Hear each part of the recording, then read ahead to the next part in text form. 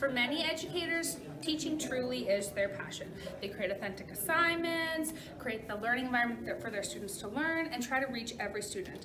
This is the ideal that we all try to aim for. But the problem is, for some teachers, especially with the rise of forums like Facebook, Twitter, Pinterest, we see another teacher doing something better than what we're doing or decorating their classroom in a way that we never thought of, and then we think we need to get there and get there now. The question is, at what point does the pressure of social media and the idea of Pinterest-worthy classrooms affect the mental health and well-being of ourselves and our students? Two critical points to this issue. The first is to what effect our students are being affected by the changes that we are making in our classrooms.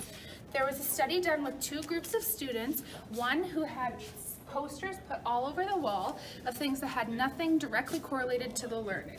The second group had the exact same lessons being taught, but in a distraction-free environment. The study showed that the students who had highly decorated classrooms were distracted by the visual environment, spent more time off tasks, and demonstrated fewer learning gains.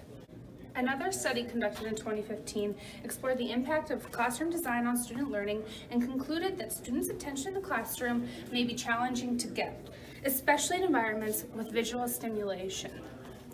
Their developing brain simply could not comprehend multiple things at once. It also suggested that multiple colors had an effect on their emotions and physiology and could cause mood swings that would impact performance. Seriously, what are we doing to our kids? So, you may be wondering how this affects our students right here in Saskatchewan. Well, research suggests that it affects elementary students more so than high school students, regardless of town, province, or even country. So, you might ask why this is. Well, is it because students move around so much in high school that we don't care to decorate our rooms? Possibly. Is it because we know that students in Calculus 30 are not going to care that there's a poster on the wall that says practice makes perfect? Possibly.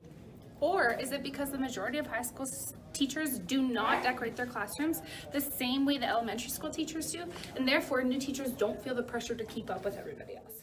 The only research that suggests decorations may be good in the classroom is from Osa and Massa in 2015 that suggested that 90% of the brain's sensory input comes from visual senses.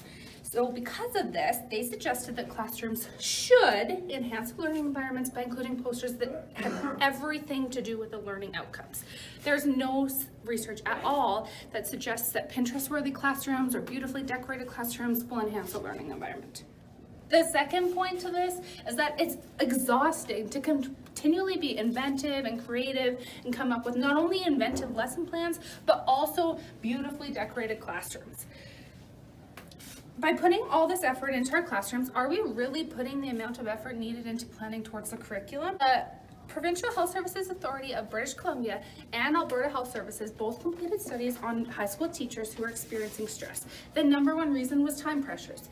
In their study they conducted, the reported average work week was 55.6 hours, and new teachers planned for at least 3 to 4 weeks before the school year even began.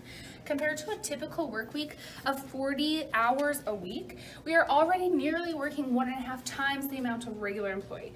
We have put an ample amount of time into creating these spaces, thinking that everybody will learn so well in our classrooms and welcoming for our students. But in all honesty, who is it really serving? Not our students. The research says that the decorated environments do not help our students excel. Have we ever thought that it may even be hindering them? After all, we all only have the same 24 hours a day. If we spend so much time doing spaces, wondering what change will be next, reading curriculum, planning, assessing, supervision, etc., when are we going to burn out? It's bound to happen.